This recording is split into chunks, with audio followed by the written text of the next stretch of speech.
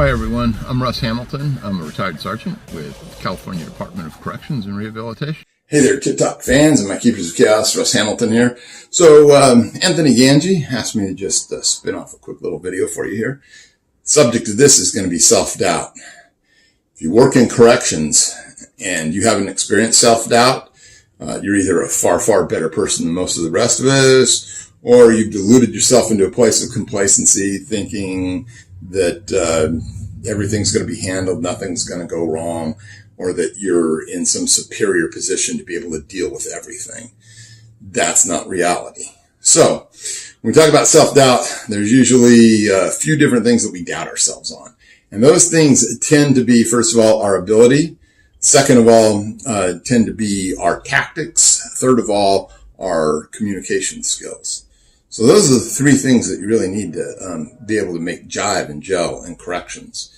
So looking at from that standpoint, on the other side of it, you have confidence. And confidence is something that we should all have. But you know what? There's a couple different types of confidence. You don't want the confidence that's just, brash and bold, though there is a time to be brash and bold. You want confidence that is born of two different things, experience and preparation, right? So if you got experience and preparation working for you, then you should be confident to a degree and ready to, go forth and deal with whatever your duties are. On the other side of the fence, we still have all these things that sometimes we feel doubtful about, right? So how do we address those things? How do we address those doubts, right? And the first thing that you have to do to address those doubts is you have to be prepared. And you prepare through, training and acknowledging what your resources are and understanding of the situation that you're in. Communications primarily with inmates for the most part, getting things across to them, getting them to do what you have to do. That's really born of experience. You really have to wade in there and attempt to try and take the bull by the horn, so to speak.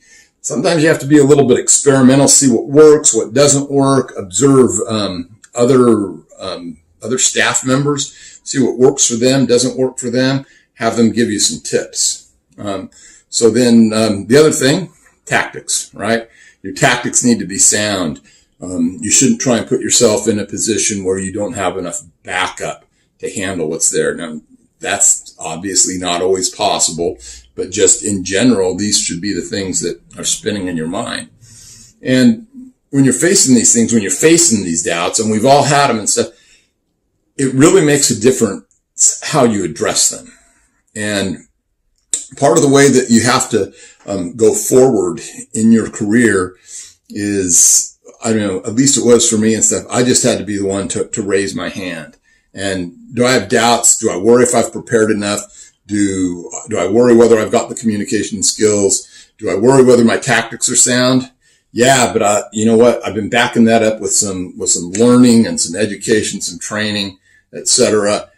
And there's just a point where you have to just, go forward, and you just have to, fight through that part. And you know what? These things, they're all challenges. And what are challenges? Challenges are opportunities, right? There's a point where you're going to be tested, but before you get to a point where you're absolutely tested, because that day will come in corrections, and it's going to come more than once. It's going to come multiple times. Before you get there, you need to start testing yourself, start seeing what works, start putting yourself in a position where you have to handle things, not being the one at the back of the pack who's just, let's let someone else handle this. There has to be a point where you come and take charge. That's what corrections is. So anyway, I did not watch Anthony's video. I didn't want it to color what I was about to do here. So I'm not sure what he said about it. But I'll take you just through a quick little thing about my own approach to corrections and how I got there and how I started off originally being fairly doubtful. Right before I went into the academy, we were allowed to take this pre-tour. And so we were going through San Quentin, and we walk into Alpine section, and these two officers have this monster of an inmate cuffed up, and they're walking him down the stairs.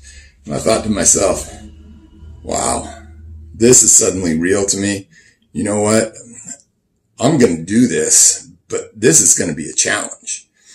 And I spent being challenged a lot in my first year, where I really didn't feel like I was getting it and stuff. But I was determined.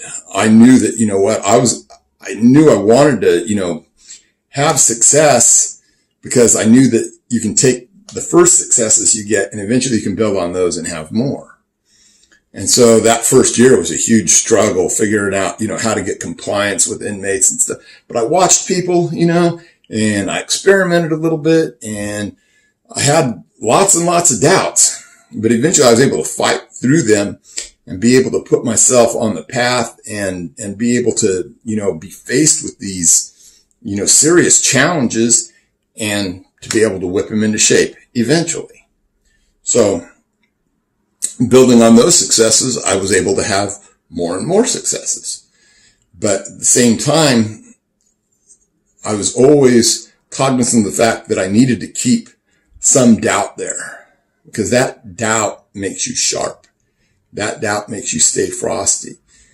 You got to sit there every single day and prove to yourself, not just that I did it last week, but I can do it today and I can do it next week. And I'm able to rise and meet the challenge and be able to, you know, be that officer on the spot, be that person that's at the tip of the spear, be the one that's able to make the difference, be the one that's able to charge in there. And each day that facility is a little bit safer than it was the day before. But that's just my own personal take on it. That's what I've experienced. I wish that I'd had someone to point these things out to me. For me, it was a whole lot of trial and error, and especially that first year. Boy, there was a lot of trial and a whole lot of error. So anyway, I hope this speaks to someone.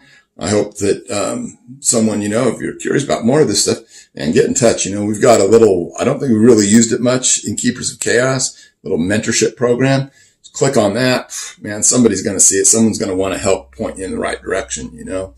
I went on in my career to eventually becoming a sergeant.